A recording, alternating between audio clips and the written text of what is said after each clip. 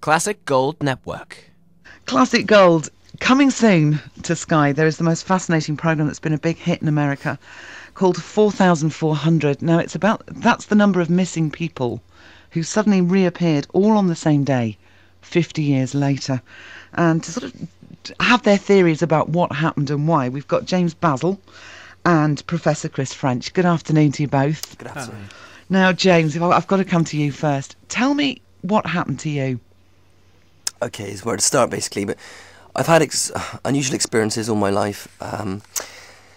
It's the first kind of experience that really made me realise something was going on was about the age of 5. But up until the age of 12, all I simply remembered was a hedgehog in my bedroom and calling out to my mum and hers, saying it was just a hedgehog. When I got to the age of 12, that sounds absolutely crazy. It does sound a bit strange. It sounds a bit weird. But when I was 12, I was being bullied at school because I told a couple of people about the kind of unusual things that would happen to me quite regularly.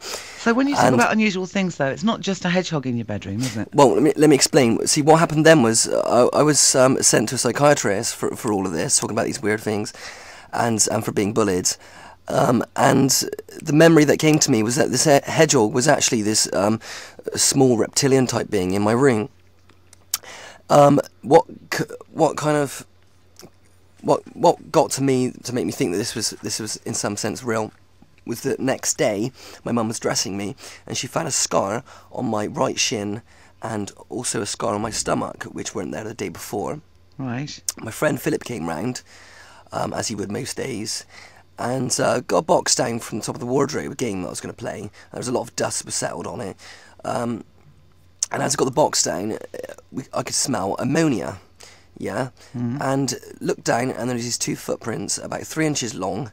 They looked like baby footprints, and they only had 3 like rounded toes. He didn't believe me at first when I told him the story, but when he saw this and the scars, then he was as a bit as in shock as I was. So what shape were the scars? Were they just sort of like little lines going across, or? No, it was quite a substantial scar on my shin. It's about 4-ish inches long. It's quite wide, and it's almost like this. It looks to me like the skin has been taken away or something. I've got scars on me there where I cut my arm, one of my arms on a tree branch years later. And that was actually ripped open by about half a centimetre, right. Actually stitches. That scar there is almost as big as the one on my leg. So whatever produced it was quite a big, So what do you think did produce it then? Well, this is the thing. I didn't believe, up until the age of 12, I just thought, I've got imaginary friends, or I'm just weird, and I'm going to grow out of it one day. And I'm thinking, why aren't I growing out of it? Well, my mates are, but I'm not, and everyone's telling me I will. My mum, my dad, whatever. So I asked my mum, "Do you remember anything unusual from when I was about 5 years old?" I didn't load the question. I didn't say, "Do you remember what happened with the footprints?" And she came out with, Well, actually, yeah. She said, you said about these footprints on your wardrobe that you see these little blue men, and you said that the little blue man left them. She said they did look like animal footprints, and they were giving me funny ideas. You showed them to all the neighbours and your friend Philip, so I threw them away. And she said, and also that day when I dressed you, I found a scar on your leg and on your stomach. I asked Philip as well at school, when all this memory came back to me, and I said the same thing. Do you remember anything unusual from when I was about 5 years old? He came out with the exact same story. Yeah, the footprints on the wardrobe, the 3-2 footprints on that box, and the scars on your body. So that left me thinking, wait a minute, maybe these aren't just imaginary friends. And it started to make more sense, because I was then 12, getting on 13 years old, and you would have thought I'd have grown out of it by then. I've had weird things happen all my life, and they got stranger, and they got more kind of, the memories got clearer as I kind of made more open, I would call, rather than having experiences against my will, I made a kind of open contact with them, and the experiences kind of evolved as I evolved. Right, so if we stop sort of pussyfooting around it, you actually believe that you've been abducted by aliens, that's right, isn't it? By creatures from somewhere else. Right, and have you communicated with them? They speak among themselves telepathically, but I hear it as a voice. And the tall creature, the main being, does talk to me in a kind of a deep male voice. Why do you think they've chosen you, James? I've had that question loads of times. I don't know. I say, why not choose me and why not choose anyone else? We assume that they should land on the White House lawn and get shot at by the military or bombs dropped on them, or go and land outside Westminster. It depends why they're doing this. A lot of people say they're doing something really nasty and they're doing it in secrecy. I don't believe that that's necessarily the reason why they contact or abduct ordinary people. I think that they're trying to do something that means they have to go past our media and past the normal kind of structures of our society. They need to contact ordinary people. Because, I'm going to give you an example, if they went to the government, they probably wouldn't talk about it, would they?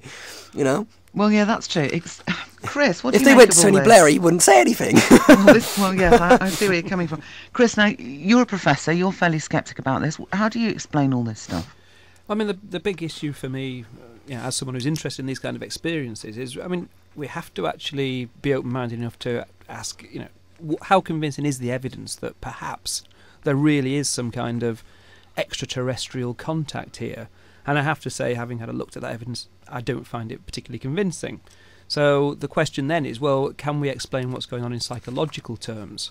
Now, we do know for a fact that there are certain well-documented cases where people have had reported full-blown alien abduction experiences where other people that were present with them at the time could see that, in fact, they hadn't gone anywhere. They'd gone into a kind of trance state, and then when they'd recovered from that state, they'd reported that they'd been abducted by aliens. How do you explain the scars, though? Well, again, the whole... I suspect that if lots of your listeners decided to do a kind of thorough examination of themselves, after the programme, obviously, they would probably find the odd scar. They didn't know how it got there. Now, if you want to read something very significant into that, well, that's your own choice. But I would say that, quite often that could happen. There's all kinds of possibilities. I'm not going to try and come up with some definitive explanation for James's experience, because obviously I can't. It's something that happened a long time ago. All we've got to go on is James's report, which I'm sure he's sincere in saying what he's saying, but how accurate it actually is, we do not know. We can't assess that from this time point. There are all kinds of ways in which people could get strange scars. People do hallucinate much more than is realised. People have strange experiences like sleep paralysis, which again often leads people to think that they've been abducted by aliens. This is where people report that they're kind of half awake, half asleep, and they realise they can't move. Now, you see, all this sounds very sensible indeed, but how do you explain 4,400 people who go missing and then turn up 50 years later? Well, that's not too difficult to explain, because this is, no doubt, a very good series and a very good story, but it is fiction. And as long as people are going to bear in mind, enjoy the storyline, it's no doubt going to be a really compelling series, but it's fiction. It's not true. It's not real. Don't tell me that. That spoils it. No. I have to kind of disabuse you of this idea. Sorry about that, Amanda. Oh, no, I thought it was real. No. Oh, heaven's sake. James, has anything happened to you since you've been an adult? Things have happened throughout my life. As Chris French said, these things, happened a long time ago. That's true. But the point I suppose the points I was making about the confirming of my memory was that I assumed that memory would not be confirmed. I asked a question, do you remember anything unusual? But what I'm saying is, two other people said the same that I did. Yeah, but so since that happened, because that was they wrong? Since that happened, that was quite a long time ago. I've had experiences. Yes, I've seen UFOs. I've had close encounters with flying objects, and these. Well, they were almost like landed. They were in the garden and this kind of thing. And some of my neighbours have seen those. One of my neighbours saw one with me. I've had missing time where I couldn't explain about 2 hours of time in 1995. And you don't go along with this theory that you might just have sort of gone into... I agree with Chris French that you can explain a lot of this with psychological theories like sleep paralysis. I've had sleep paralysis myself. It happens. It doesn't happen very often, but it happens usually in the summer when I'm very, very hot. And I've woken up and I haven't been able to move.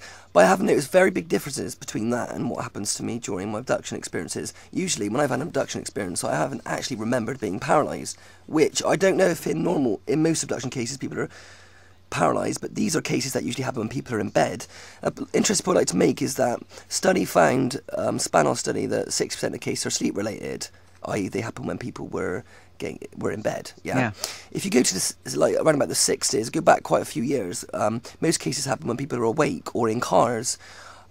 So I'm not sure that the sleep paralysis, that this connection with it happening when you're in bed is really an explanation. I think what's happened in that time interval is that we've had a lot of media coverage of the subject, and people are now misinterpreting sleep paralysis as the genuine abduction experience.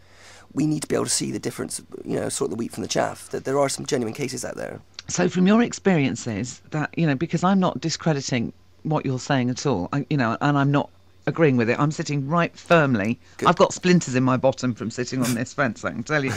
But why? What have you learnt from it? What? Do you see what I mean? Why have they? What are they trying to tell you? And what I've learnt from it, I think, to know why they're doing this, I think you have to look at the people having the experience and how they are different from the other people, and how they change from their experience. We don't know whether the experience made them change in that way or not. We don't know exactly how it works, but I think that's a kind of a good place to start. And what I've noticed is that these people have these experiences, become more spiritual. They tend to move towards wanting to do healing and helping people in any way they can. Like just on a more down to earth level, I've been led to help people that have these experiences because I was bullied at school. I was sent to psychiatrists and misunderstood by a lot of people and treated really badly. And I tried to take my own life when I was 12. I also met an abductee who was, strangely enough, also 12 years old, and he did pretty much the same thing. To escape, exact words I use as well, the human and the alien bullies, he went to the back of his house with a piece of rope to try and hang himself. And these suicide among abductees and problems like depression and bullying are quite common. And you woke up once to find 2 aliens by your bed, didn't you? How'd you get from that to that? Well, because I'm just thinking, yes. you were talking. I'll tell you why. Because you were talking about the alien bullying. Yeah. You're talking about human and alien bullying. That's a phrase that really stuck out for me. Well, I don't see them as that now, but when I was having that experience, yeah. Do you see where I'm coming from? That's kind of... I was scared of them, so I saw them as bullies as well as the people that are bullying me. Oh, the biggest bullies were the human beings that bullied me because of an experience that I did not choose to have, as far as I'm aware, and that I, as a child, did not even understand. And I think the society needs to get back to what's most important, people. To me, the humanitarian aspect of this is most important. Look at the people, look at what we can learn from this, and above all, help the people having these experiences. They need the help. I think the one thing that all three of us can agree on is that 4,400 is going to be a cracking series. Yeah, it's very Isn't interesting. It? Very interesting. Like it. Definitely. Well, thank you both very much. I mean, I could sit and talk about this for ages. Is but it I okay think to drop that engineer bullies me, and he's going to come in a minute and tell me my time's up. Is it okay to drop an email for people that might of course, please want to report experiences and get some help? Please it's free, F for Freddy, REE _concern at yahoo.co.uk. Lovely. If they just email, send information. Thank you both very All much right. indeed for a fascinating conversation. Thank you. Thank you. All right, bye-bye. Bye-bye.